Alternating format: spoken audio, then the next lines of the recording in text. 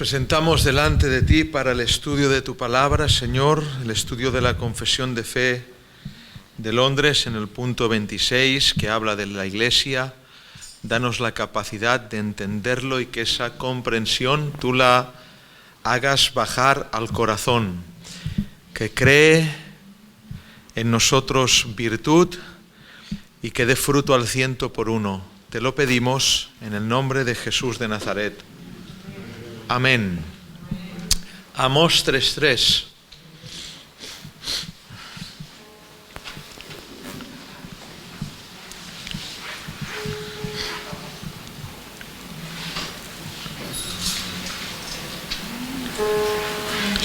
Amós 3:3.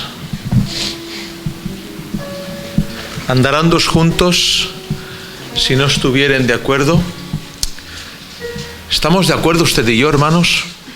Amigos, ¿estamos de acuerdo? Amén. Bueno, igual sí, igual no, ¿no? Pero si no estamos de acuerdo, no podemos andar juntos. No podemos andar juntos.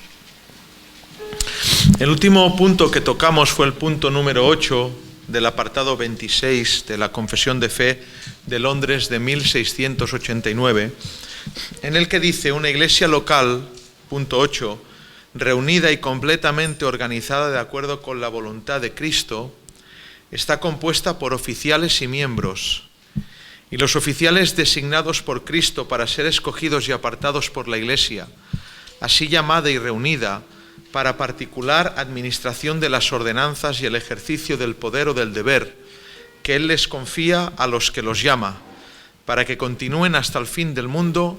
Estos son los obispos o ancianos y los diáconos. ¿Estamos de acuerdo en esto? ¿Sí? Vamos a leer Filipenses 1:1, que habla de esto.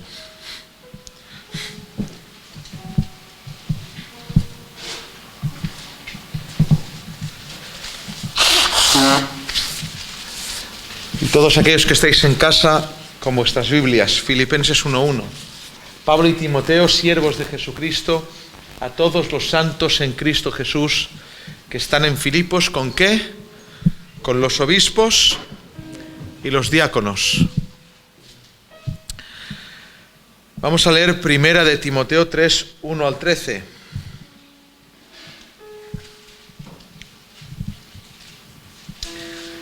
Dice así la palabra del Señor: palabra fiel.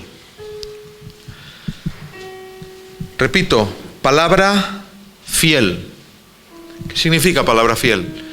Bueno, pues si la Escritura es fiel, cuando se dice de ella misma que en esto se tiene que tener más conciencia de fidelidad, pues aún es más recalcable. Palabra fiel. Si alguno anhela obispado, ¿qué dice? Buena obra, no buena cosa, ¿eh? Pablo tiene mucha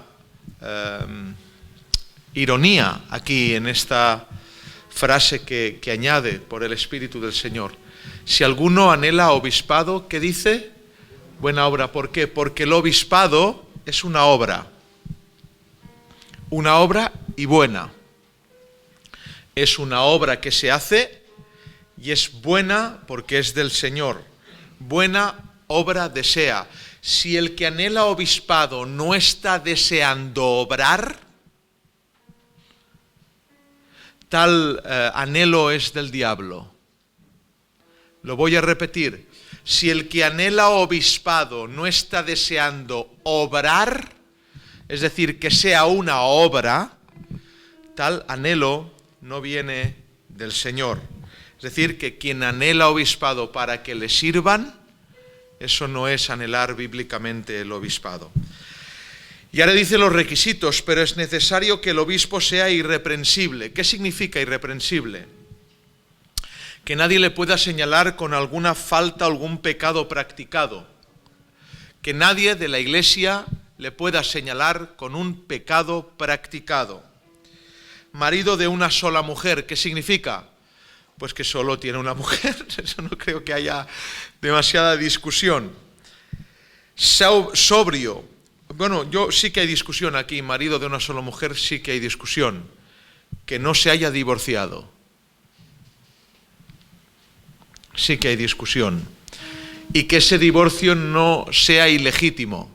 Es decir, que si este hombre tuvo otra mujer, que tal persona esté en una legitimidad en esta nueva relación. Es decir, que se haya juntado con otra mujer por causa del adulterio de la antigua. Si no, la Escritura nos dice que no hay manera de romper un matrimonio. Seguimos. Que sea sobrio. ¿Qué significa sobrio? Una persona seria. Seamos cristianos sobrios. Serios. Prudente. Que tenga prudencia. Que esa sea una forma en su carácter. Decoroso. ¿Qué significa decoroso? No solamente se habla del decoro en cuanto a la manera de vestir, sino también el decoro en cuanto a la manera de obrar. Un alocado, una persona, eso no es ser decoroso, es ser indecoroso. Hospedador, ¿qué significa? Que su casa está abierta para hospedar hermanos, para dar de comer a quien, o un vaso de agua, valga la expresión, a quien venga de fuera. Apto para enseñar, que no sea un neófito, es decir, que esta persona cuando hable se le entienda, que entienda la palabra del Señor y que esa palabra la pueda transmitir y sea apto para poder enseñar. No dado al vino, ¿qué significa? Que no ande en borracheras, que no sea un hombre en la costumbre de los vicios, ¿se entiende? No pendenciero, ¿qué significa esto? Que no tenga esa costumbre de andar en quimeras porque sí, sino que su quimera, su lucha, su batalla sea la fe y la palabra del Señor, y no más. Hay quien es pendenciero con la familia, hay quien es pendenciero con el trabajo, hay quien es pendenciero con las relaciones humanas. El que anhela obispado no puede ser pendenciero, no puede ser una persona así. No codicioso de ganancias deshonestas, que trabaje de una forma legítima y que no codicie el ganar deshonestamente el dinero, sino amable. ¿Qué significa amable? Una persona amable, una persona que pueda empatizar con la gente, que sea amable. Apacible. ¿Qué significa apacible? Lo estoy diciendo todo yo, decir alguna, ¿no? Venga, decirla. ¿Qué significa apacible? Tranquilo, pacífico. Que busque la paz. La Biblia dice, buscad la paz con todos, más aún con las de la familia de la fe, expresamente. No avaro. ¿Qué significa avaro? Alguien avaro es que tiene amor al dinero. Alguien que es agarrado, que no suelta, que tiene un apego a lo material. Un apego a lo material. Un siervo del Señor no puede tener un apego a lo material excesivo. No puede amar al dinero. Que gobierne bien su casa, que esa persona, porque esto se ha visto mucho, ¿verdad? Gente que quiere un púlpito porque en casa no le escuchan. Que gobierne bien su casa. Que tenga a sus hijos en sujeción con toda honestidad. ¿Qué significa esto? Pues que sus hijos escuchen la voz del padre, del que gobierna la casa, y que le obedezcan. Esto no significa que sus hijos sean cristianos. No significa eso. No está diciendo esto la palabra del Señor. Porque hay hijos cristianos que no están en sujeción, que no son cristianos. Y hay hijos inconversos que cuando el padre de la casa habla, le escuchan y obedecen. Que estén en sujeción, siempre y cuando estén en la casa, evidentemente, ¿se entiende? Pues el que no sabe gobernar su propia casa, ¿veis cómo lo confirma? ¿Cómo cuidará de la iglesia de Dios? No un neófito. ¿Qué significa un neófito? ¿Qué no sabe? Neófito es neo. ¿A qué os suena neo? Nuevo. Alguien nuevo, alguien que acaba no puede ser, alguien que anhela obispado no puede ser. Conmigo lo hicieron mal, porque conmigo yo era un neófito, no sabía nada y me dieron el obispado sin saber nada. pero mire, salió bien. O bueno, medio bien, no digo bien. ¿Por qué un neófito? No sea que envaneciéndose caiga en la condenación del diablo, es decir, el que acaba de entrar y le dan una Biblia y un lugar y un puesto y un púlpito, se puede envanecer de una manera brutal. Y esto no, pero esto pasa también en un piano, pasa también en gente que se le da un lugar en la iglesia cuando no se le debe de dar. Yo que sepáis, estos jóvenes no están en el coro, no hay un coro. Les intentamos enseñar que una cosa es ocasionalmente cantar una alabanza o cantar 2 alabanzas, pero otra cosa es formar parte de la administración de lo santo. Eso tiene otra categoría, no tiene absolutamente nada que ver. Todos podemos cantar, si usted tiene el don, cante. Es lo mismo que usted tiene el don de predicar, predique. ¿Ah, no? Sí. Usted tiene el don de enseñar, enseñe. Otra cosa es formar parte de la administración. Ocasionalmente usted puede subir aquí, decir 3 textos, aplicarlos y decir, ¡ay, qué bien ha predicado! Eso no está bien, muy bien. No he dicho nada que no esté en la palabra, bien, está bien. Otra cosa es pastorear. Otra cosa es hablar la palabra para que la iglesia camine en una dirección. Eso es otro tema. Eso no tiene nada que ver con esto. ¿Entendéis? Los diáconos, asimismo, deben ser honestos, sin doblez. ¿Qué es una persona con doblez? Con 2 caras. Una persona que hace una cara aquí y luego tiene otra cara en casa. Una persona que por intereses tiene 2 maneras de tratarte. Te trata de una manera aquí, pero luego No, los diáconos no pueden ser con doblez. No dados a mucho vino, la misma obligación que tienen los obispos. No codiciosos de ganancias deshonestas, la misma obligación que tienen los obispos. Que guarden el misterio de la fe con limpia conciencia. Vaya característica, hermanos. Que guarden el misterio de la fe con limpia conciencia. Qué bonito es esto, ¿verdad? ¿Cómo se guarda un misterio?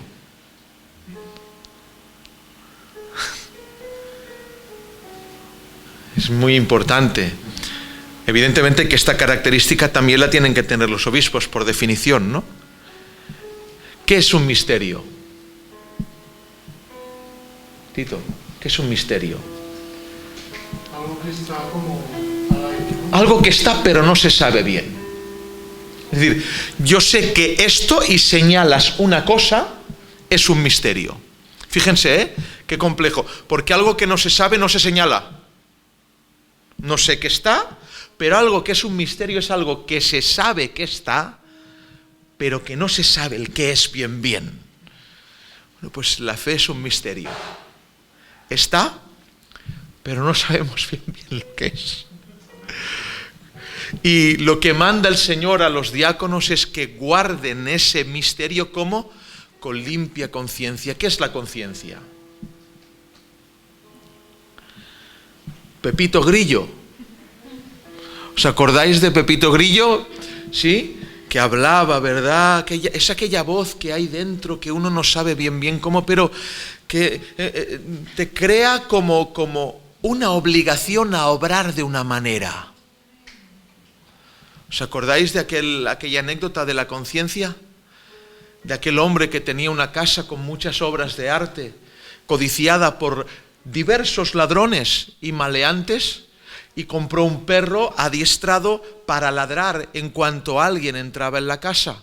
No solo ladraba, sino el perro se abalanzaba sobre los transeúntes que cruzaban aquella calle.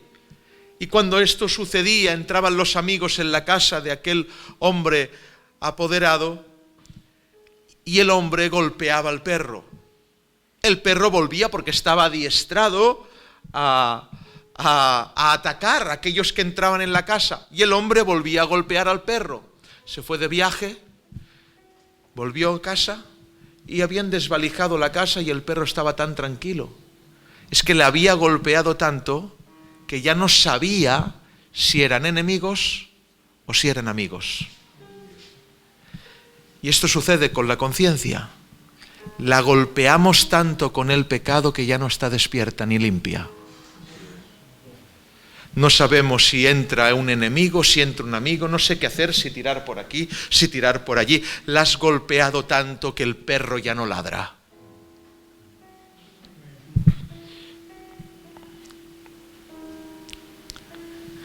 Pero el que es instruido en la palabra del Señor, guiado para el servicio divino, debe tener una limpia conciencia. Una limpia conciencia. Y estos también sean sometidos a prueba primero, la prueba del Señor y la prueba que se teste, que se pruebe a los diáconos es bíblica. Y entonces se ejerzan el diaconado si son ¿qué? Irreprensibles. Si hay algún diácono en esta iglesia que pueda ser señalado por una práctica de pecado, no puede ser diácono en la iglesia. Y cuando hablo de diáconos con nombres propios, ya sabéis que tenemos aquí nuestros diáconos, pero también emplazamos esta palabra y la hacemos extensible a los que sirven en la casa del Señor. No puede haber una muchacha que cante que sea reprensible, sino tiene que ser irreprensible. Si practica el pecado, si se le puede señalar, no puede cantar en un coro. Igualmente el cajero, si se le puede señalar, no puede guardar el dinero de la iglesia. Si se puede señalar a los que sirven en la casa del Señor, no pueden servir en la casa del Señor, no pueden ser referentes. Y tienen que seguir los mandamientos del Señor, evidentemente, y el trazo del camino que marca la casa pastoral. Así es. Las mujeres, cuidado, porque no solo habla de los hombres, sino que también se hace extensible a las mujeres, ¿verdad? Las mujeres que tienen que ser honestas, no calumniadoras. ¿Qué significa calumniadoras? Una mujer que habla lo que no sabe. Ya no digo que habla mentiras, sino habla lo que no sabe y por ende hablar lo que no sabe por definición se miente, porque uno no sabe, me lo han dicho y dicen esto, dicen lo otro. Una mujer de un siervo del Señor no puede hablar estas cosas, sino que sean sobrias. ¿Qué significa sobrias? Serias, fieles en todo, que tengan fidelidad en todo.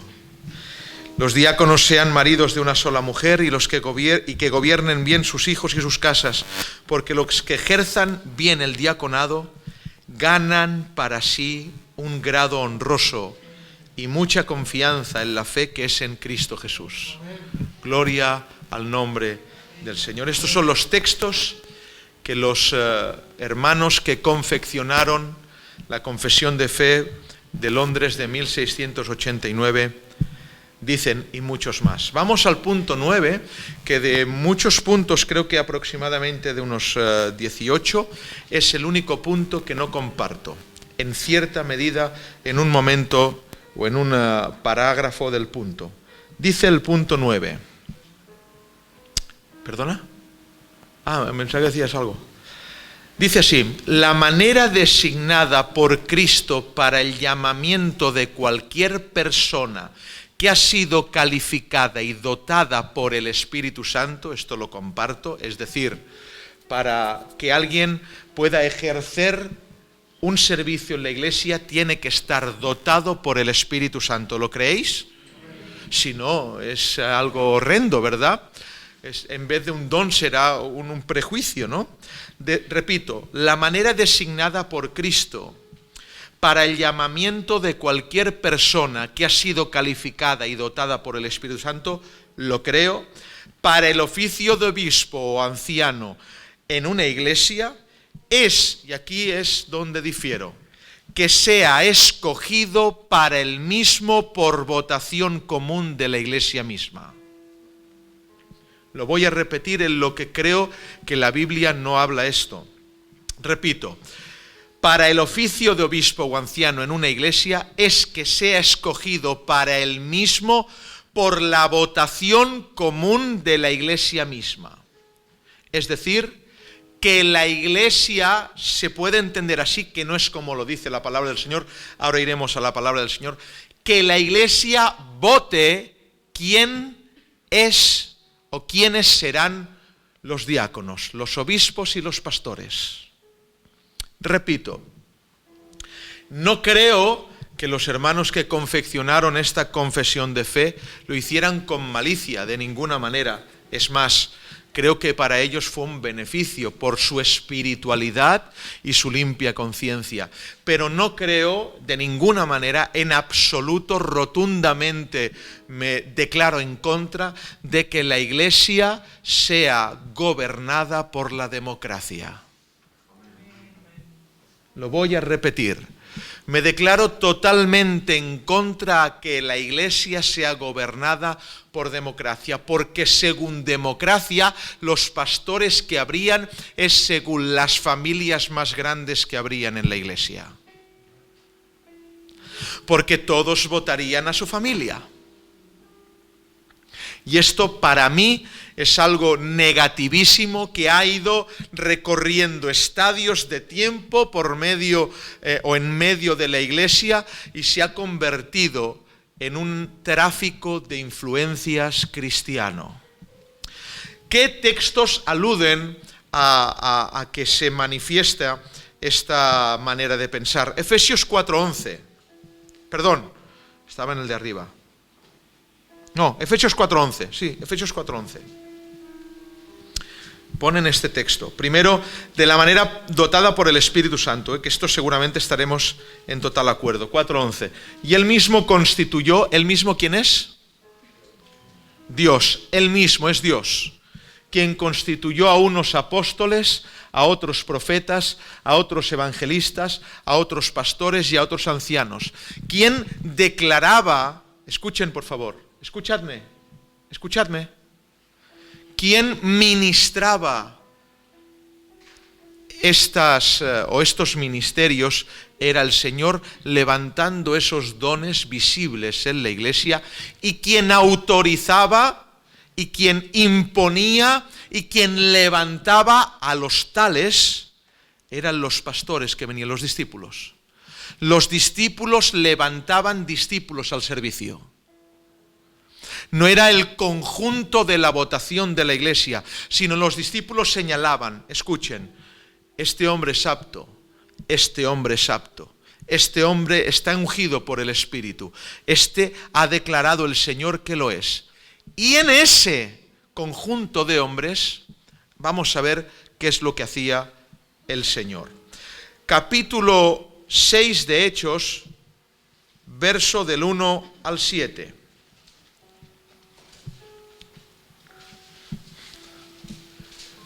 En aquellos días, como creciera el número de discípulos, hubo murmuración de los griegos contra los hebreos, de que las viudas de aquellos eran desatendidas de la distribución diaria. ¿Entendéis el texto? Los griegos decían, esta gente desatiende a las viudas y se llaman cristianos. ¿Entendéis?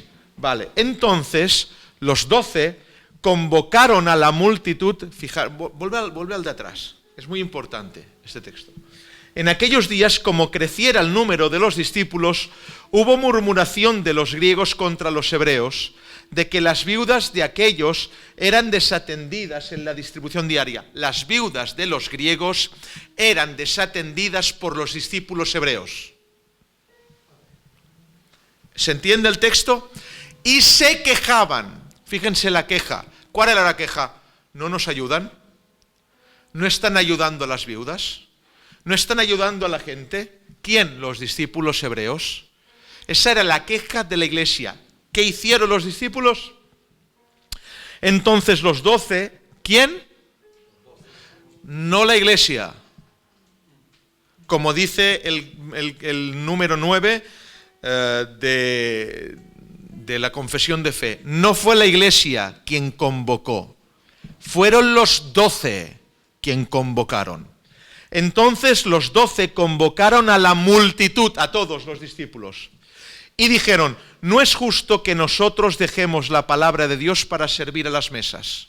Es decir, no podemos estar atendiendo a las viudas y descuidar la palabra del Señor. Buscad pues, hermanos, de entre vosotros a 7 varones, que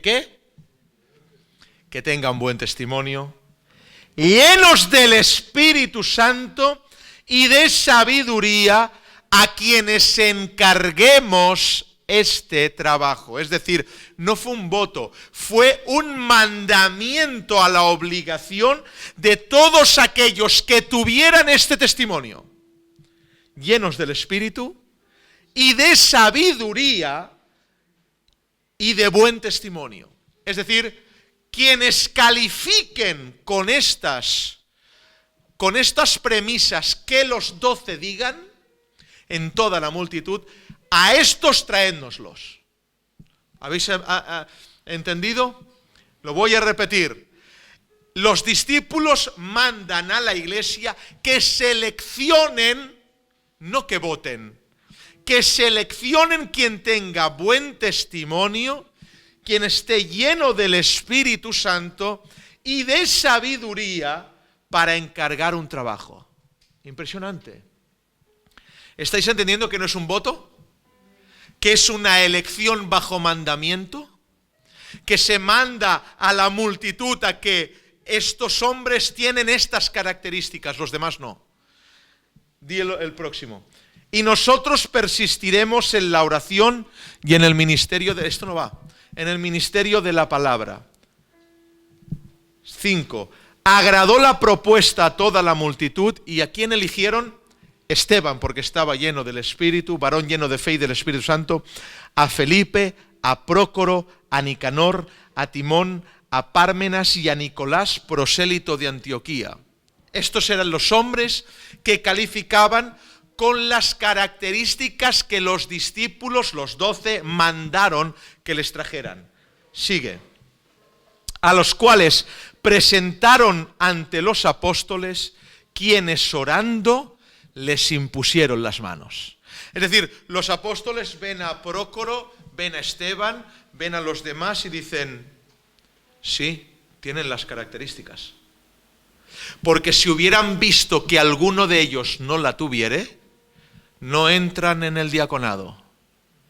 ¿Lo entendéis?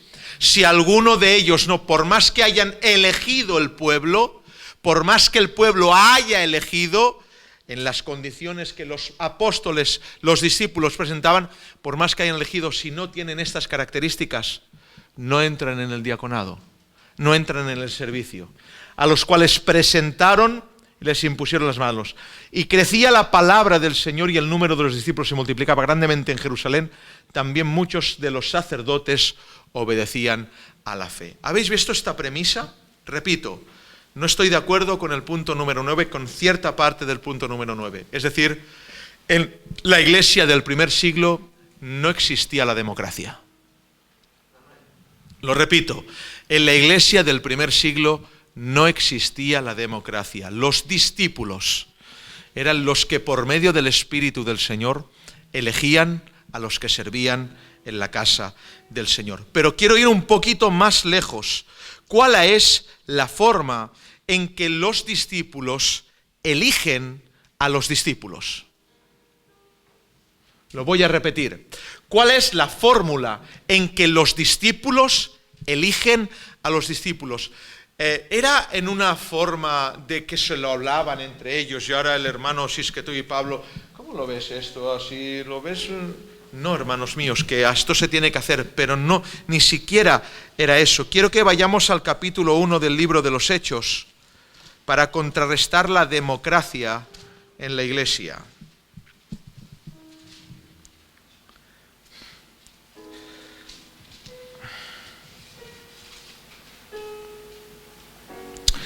Capítulo 1, verso 12.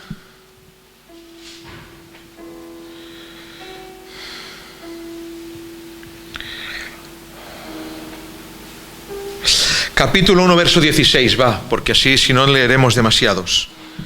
Varones hermanos, era necesario que se cumpliese la escritura en que el Espíritu Santo habló antes por boca de David acerca de Judas, que fue guía de los que prendieron a Jesús. Es decir, que el número de los 12 se quedó sin uno, Judas, ¿entendéis? Y los discípulos se reúnen diciendo, no puede ser porque el número que nos mandó el Señor era de 12. Así que tenemos que escoger el discípulo número 12, ¿sí? Verso 17, y era contado con nosotros y tenía parte en este ministerio. Este pues, con el salario de su iniquidad, adquirió un campo y cayendo de cabeza se reventó por la mitad y todas sus entrañas se derramaron. Y fue notorio a todos los habitantes de Jerusalén de tal manera que aquel campo se llama en su propia lengua Acéldama, que quiere decir campo de sangre, porque está escrito en el libro de los Salmos, sea hecha desierta su habitación y no haya quien more en ella. Tome otro su oficio. Es necesario, pues, que de estos hombres que han estado juntos con nosotros todo el tiempo, que el Señor Jesús entraba y salía entre nosotros, comenzando desde el bautismo de Juan hasta el día en que de entre nosotros fue recibido arriba, uno se ha hecho testigo con nosotros de su resurrección. Y señalaron a 2. ¿Quién señaló a 2? Los discípulos. Repito, los discípulos. ¿A quién señalaron? A hombres que tenían las características para ser discípulos. Y de estos 2 hermanos que podrían, no lo hicieron por votación. Es decir, vamos a hacer una cosa, vamos a orar y vamos a votar quién será el discípulo número 12. Somos 11, así que si uno dice 12. Así que si uno dice 5 y otro dice 6, el que tenga 6 votos será el que sea el discípulo número 12. Pero no le hicieron la votación, fíjense. Y orando y señalaron a 2, a José llamado Barsabás, que tenía por sobrenombre Justo, y a Matías. Es muy interesante, no había visto este detalle. Llorando dijeron, tú, Señor, que conoces los corazones de todos, muestra cuál de estos 2 has escogido. ¿Quién vota, hermanos? ¿Quién vota aquí? Aquí no votan los discípulos. Aquí el que vota es Dios. No existe tal cosa como el voto humano en la iglesia. No existe tal cosa como las elecciones en la iglesia. No existe tal cosa como la democracia en la iglesia. Y quien practique tales cosas no ha conocido a Dios. Para que tome la parte de este ministerio y apostolado de que cayó Judas por transgresión para irse a su propio lugar. ¿Y qué hacen? Les echaron suertes y la suerte cayó sobre Matías y fue contado con los 11 apóstoles. La suerte cayó sobre Matías. Y me hace mucho bien que el Señor eligiera a Matías sin sobrenombre y que no eligiera a José, que tenía por sobrenombre el justo. Es decir, todo el mundo le llamaba el justo, pero lo que todo el mundo llamaba, Dios pensaba otra cosa. Dios pensó otra cosa. El justo que llamáis todos es un buen chaval, pero no está llamado a mi apostolado. Yo escojo a Matías, al que nadie le llama ningún sobrenombre. Qué casualidad, hermanos, ¿eh? Qué casualidad que todo el mundo llamaba justo a José, sin embargo Dios escoge a Matías. Repito, no existe tal cosa como la democracia en la iglesia.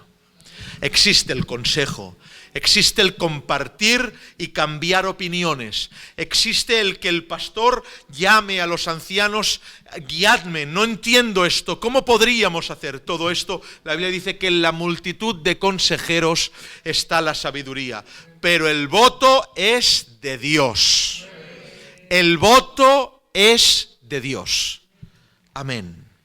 Entonces, este es el único punto que en este punto de la confesión de Londres de 1689 no estoy de acuerdo. Es decir, sí. Pero es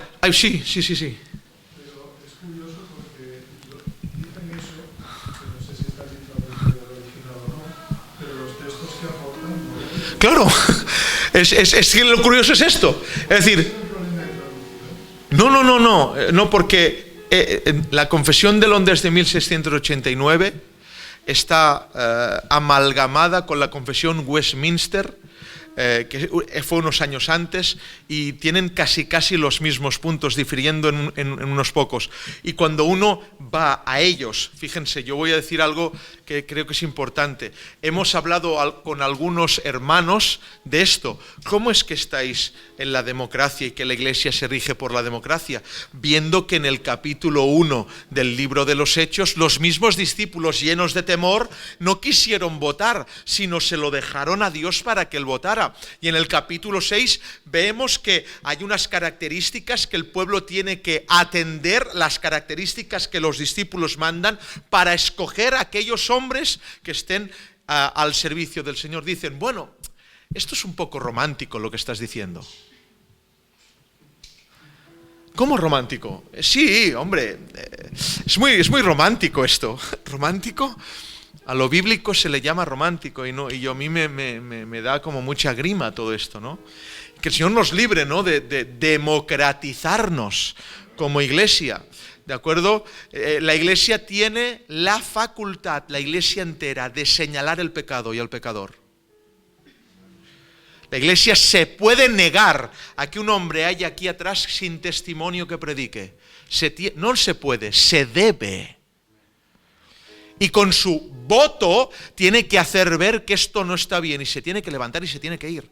Cosa que tristemente en las iglesias democráticas no sucede.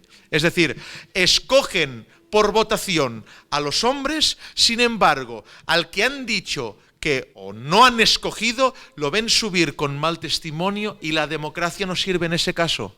No se levantan y se van, sino que les aguantan sus palabras. Es muy triste. Y muy contradictorio. Es muy contradictorio. ¿Usted aguantaría un hombre que fuma predicando? Es una contradicción, hermanos. Lo dice, no dado al vino. ¿De qué habla el vino? No solamente el vino, el alcohol. Habla de vicios, habla de... ¿Usted aguantaría un hombre que fuma, que sea pastor?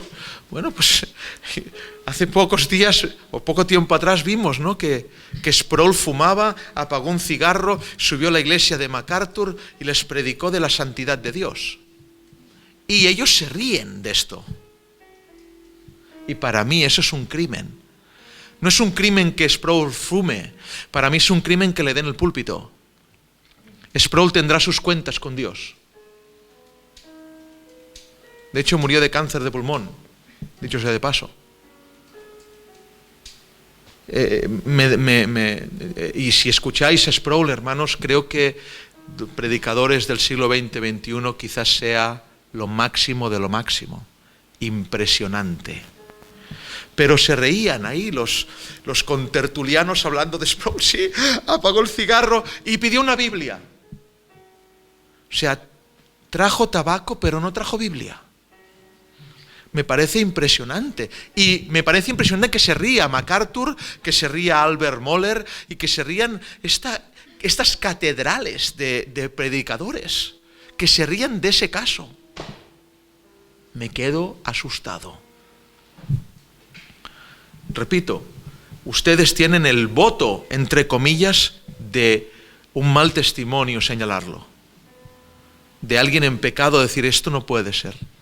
Estos son la iglesia del Señor. Pero en cuanto a estas características de servicio, el Señor ha puesto sus mandamientos para que esto suceda. Amén. ¿Estáis cansados? Esto da para mucho, hermanos, ¿eh? Da para mucho. Pues vamos a terminar aquí. Y seguiremos... ¿Sí? ¿Lo veis bien? No, di Rosalí, adelante.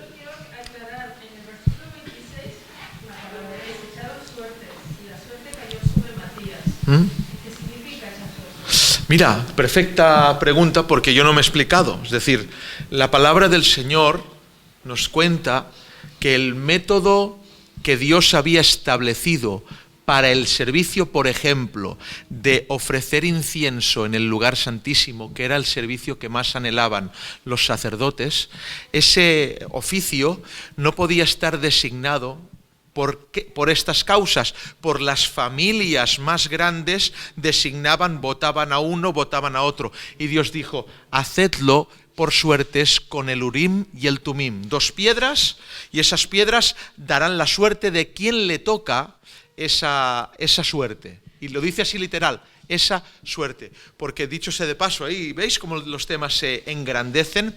La suerte, dice la palabra del Señor, que es de Dios. Nadie confunda la suerte con el azar. Lo voy a repetir. Nadie confunda la suerte con el azar. El azar es el jugar oscuramente con la suerte.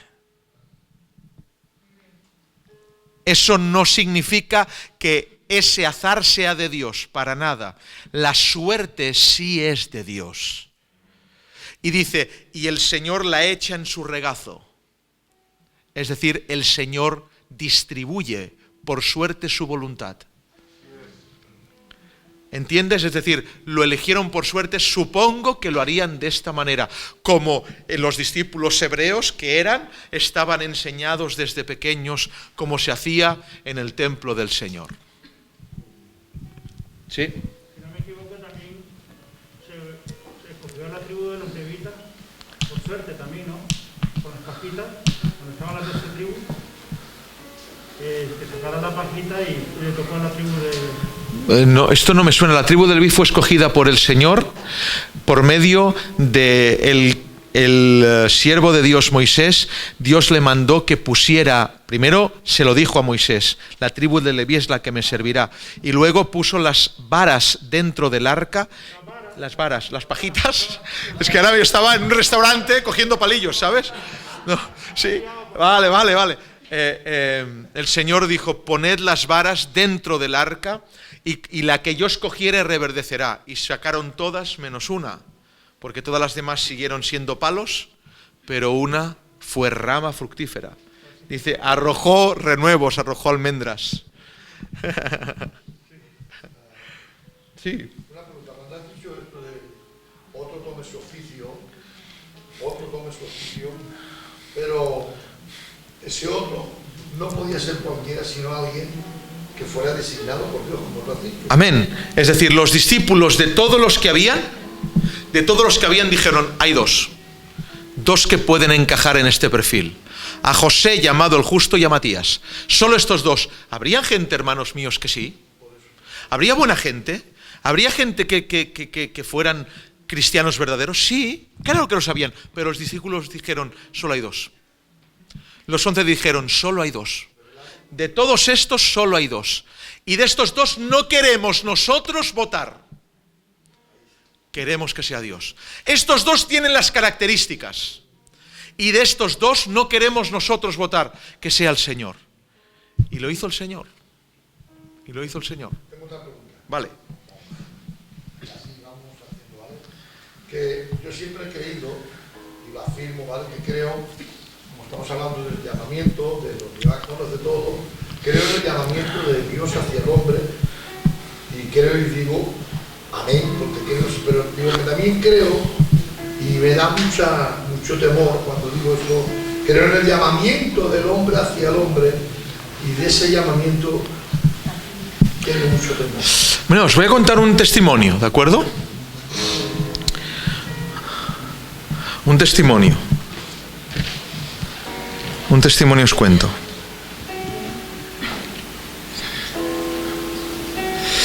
Estábamos en el principio de la iglesia, hace 10 años, hará 9 o 8 quizás, no, 9.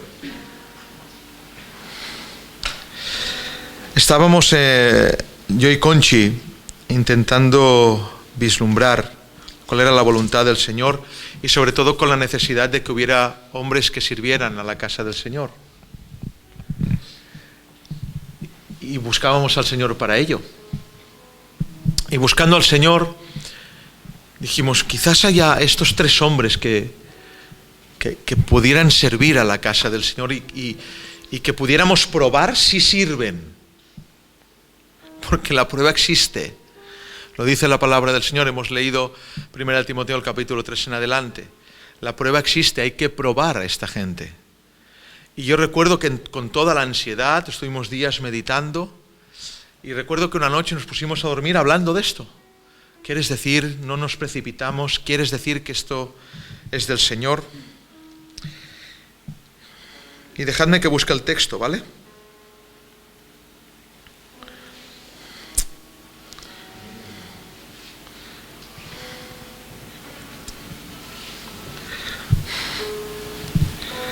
Ya lo tengo.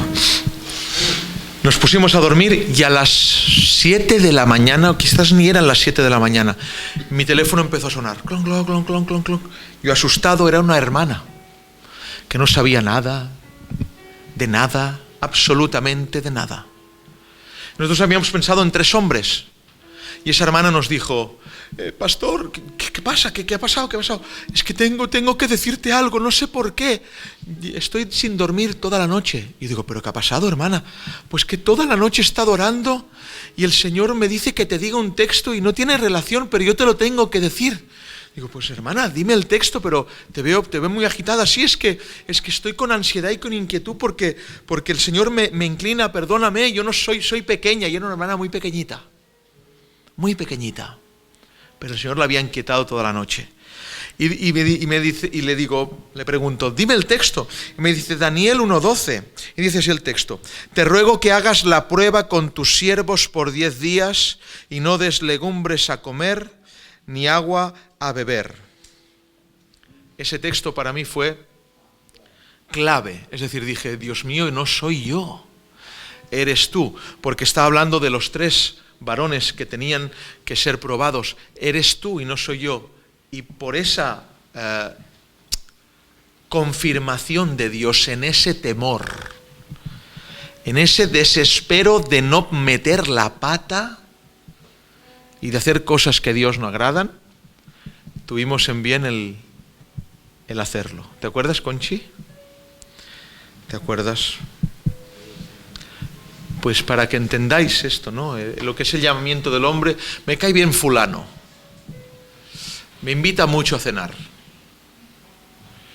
Y creo que esta familia grande, si hacemos esto, tráfico de influencias o amistades, grupos, y los grupos grandes, y se van moviendo la iglesia conforme a los grupos grandes. 1, 2, 3, 4, venga, y se levantan para dominar y girar el volante según cómo vaya el tema. Que el Señor nos ayude y reprenda todo lo malo. Reprenda todo lo malo. Y el Señor nos ayude a los que estamos en preeminencia y en dirección a no tomar esto como que fuera un juego, sino tener mucho y enorme temor a señalar a aquellos que sirven en la casa del Señor. En el nombre de Jesús.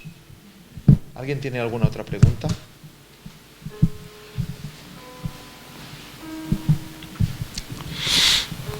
El hombre que el llamado, ¿no? Dice, buena obra anhela, ¿no? O desea, algo así. ¿Puede ser que el Señor llame a una persona sin tener ese anhelo? Sí. Sí. Es decir,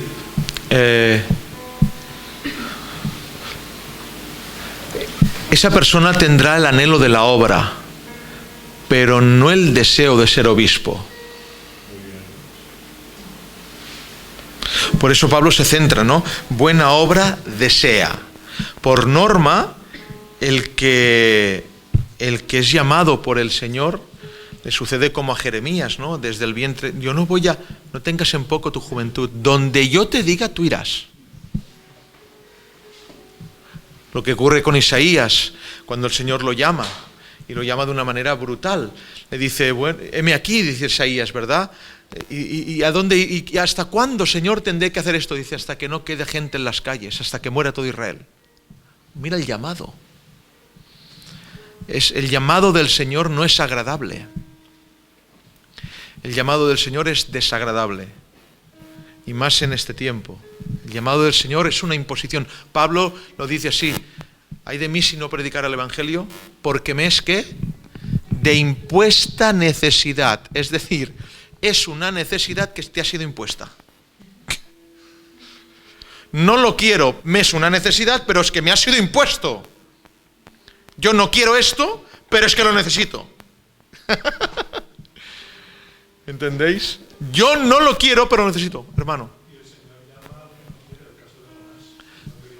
Jonás, ves a predicar a Nínive. No, yo no. Otra de las historias preciosas, cuando Pablo está en Jerusalén, ¿verdad? Y dice, Señor, déjame que predique a mi pueblo. Dice, no te van a recibir, Pablo. Y dice, no recibirán tu testimonio. Es muy fuerte que Dios le diga esto a un hombre.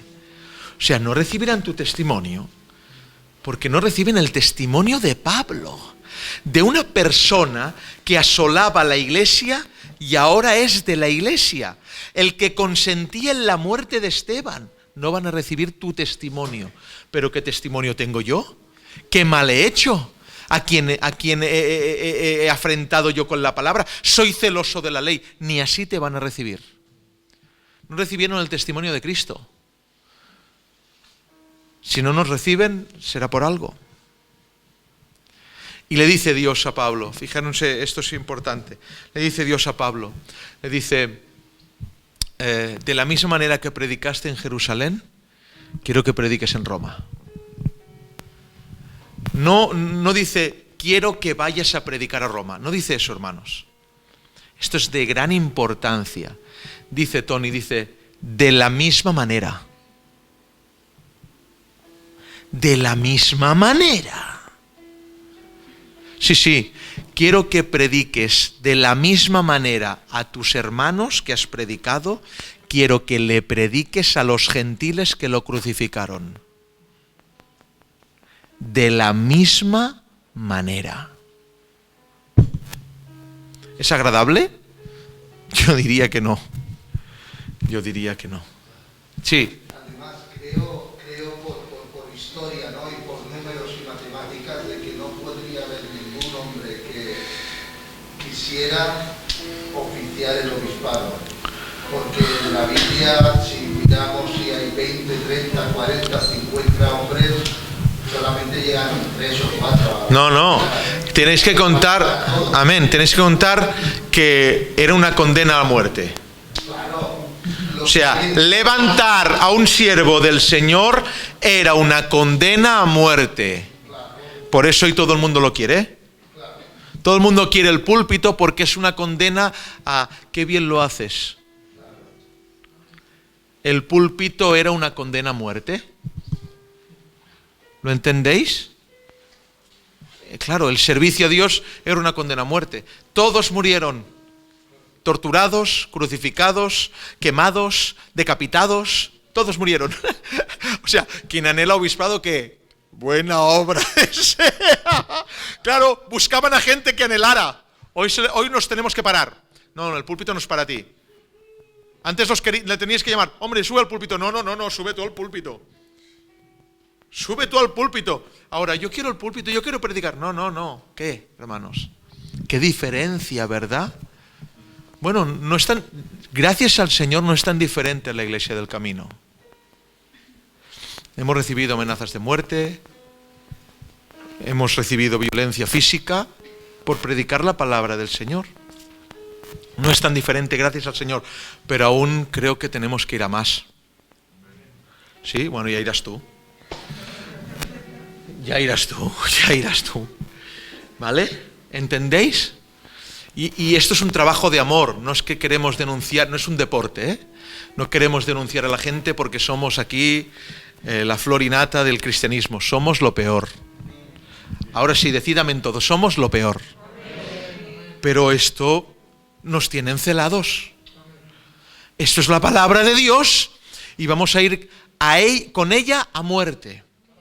¿Lo creéis? Amén. ¿Alguna pregunta más? Sí, tengo otra. No preguntáis, es la verdad. Es verdad, no, porque creo de lo que estamos hablando, ¿vale? Porque creo, la puedo guardar para otro día, pero bueno, ya lo veo. Creo en el Dios ha formado un patrón, ¿no? Un diseño para el que quiera servirle a Él. Pero yo digo que parece ser que ese diseño que hoy se toma para aquellos que quieren servir, lo quieren empatronarlos ellos. Yo lo sirvo de esta manera, yo de esta otra, yo de esta manera, pero no conforme al patrón que Dios ha diseñado. Porque el patrón que Dios ha diseñado, que tú lo dices ahí, sacrificio, abnegación, broncas, palizas y eso. Y una de las cosas que nunca decimos, y es de las cosas más importantes, que el que anhela obispado tenía que hacer un corte muy profundo en su familia. Es decir, el llamado al obispado era dejar que la Iglesia atendiera a su familia. ¿Me explico? Es muy importante. Tenía que cortar, hermanos míos, muchas de las cosas que quisiera hacer con su familia las tenía que apartar. Muchas de las cosas que anhelaban hacer con su familia las tenía que apartar. Incluso muchas de las relaciones con su esposa, de querer tener hijos, tenía que apartarlo para servir a Dios. Y esto quizás sea más que morir. Que me crucifiquen por Cristo, pero yo quiero estar con mi familia, quiero... ¿Qué es esto? Esto es muy importante. Tenían que rasgar la familia por la mitad y la mujer ya no era la mujer, era una mujer de un siervo de Dios y los hijos eran ya los que tenían que ir mirando para atrás por las calles porque vinieran a perseguirlos, etcétera, etcétera, etcétera, etcétera, etcétera. Era un compromiso familiar. Y espero que tengáis esto en la conciencia para determinarlo, si lo deseáis o no. Y dicho sea de paso, independientemente del anhelo al obispado, todos estamos llamados a estas características como cristianos. Todos, absolutamente todos.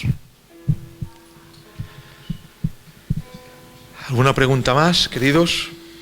Me dicen muchos hermanos hoy, precioso mi consuegro, precioso culto consuegro, ¿cuándo aprendemos? ¿Cuánto aprendemos? Los hermanos, gloria a Dios por poder estar ahí, por poder enseñar. ¿Alguna pregunta más? ¿No? ¿Alguna reflexión? ¿Quieres subir, Pablo? Pues sube.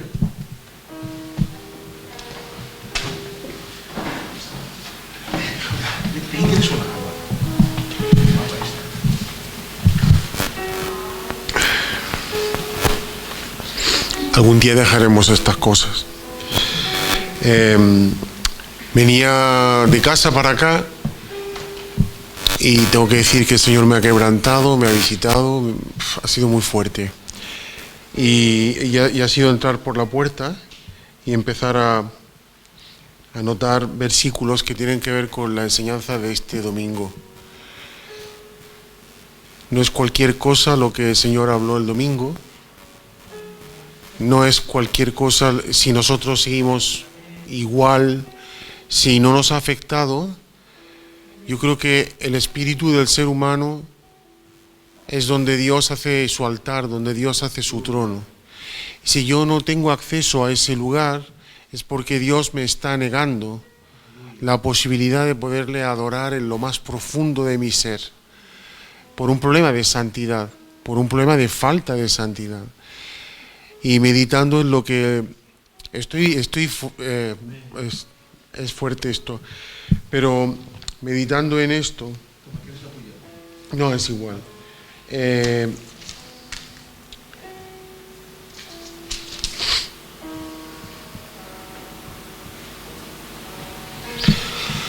Esto es muy fuerte, pero lo tengo que decir. En el versículo, en el capítulo segundo, en Segunda de Reyes, capítulo 24.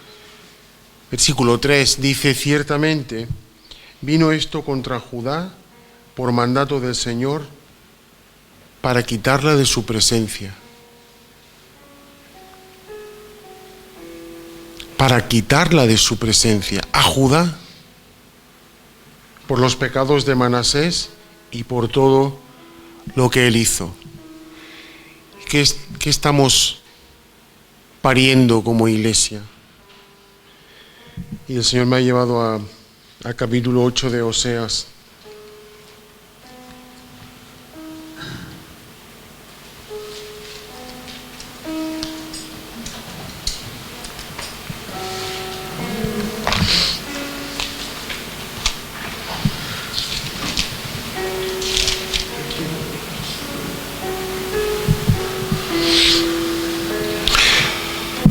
Y es muy fuerte esto, pero hay un punto de no retorno. En la vida espiritual de un creyente hay un punto de no retorno. Dice aquí, tu becerro, capítulo 8 de Oseas, versículo 5, tu becerro, oh Samaria, te hizo alejarte, se encendió mi enojo contra ellos hasta que no pudieron alcanzar purificación. Y dice el versículo 7, sembraron viento y torbellinos segarán. Yo no sé lo que estamos pariendo, hermanos, pero yo hablo por mí. Creo que a mí personalmente no me queda otra después de la palabra del domingo y lo que el Señor me muestra, que solamente queda buscarle. Pero buscarle, no hay otra cosa que buscar. No hay otra cosa que perseguir. Olvídate de todo lo demás. Es irte a un punto de no retorno. Y el que tenga oídos para oír, que oiga, un punto de no retorno. ¿Qué parimos? ¿Frutos o viento y torbellinos?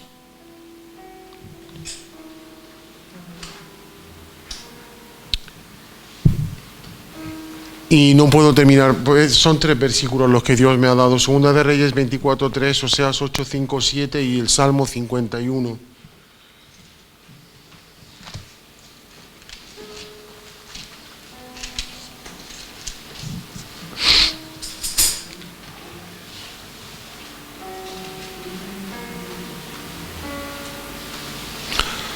No me eches de delante de ti y no quites de mí tu Santo Espíritu.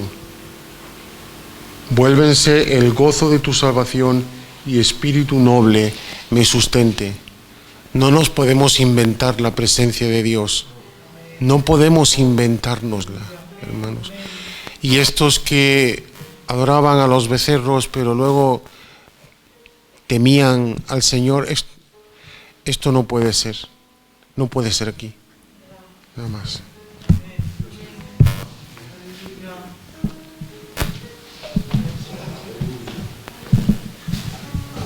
Hermanos, llenos de temor, no pensaba que esto iba por aquí. Llenos de temor, si el Señor inquieta a su siervo, es porque algo está sucediendo y está hablando el Señor. Por favor, delante del Señor, por favor. Que estamos dando a luz. Podemos llamar Jesús a lo que damos a luz, podemos llamar Salvador a lo que damos a luz. Damos gracias al Señor.